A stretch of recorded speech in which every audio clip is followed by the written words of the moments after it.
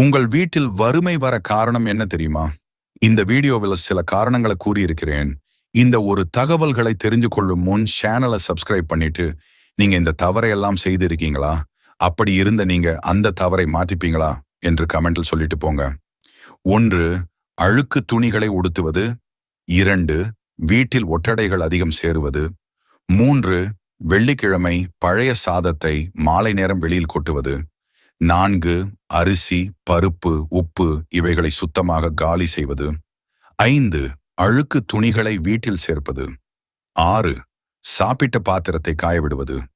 7. சூரியன் மறைந்த பிறகு நகம் வெட்டுவது. 8. நல்ல நாள் பார்த்து வீட்டில் சண்டையிடுவது.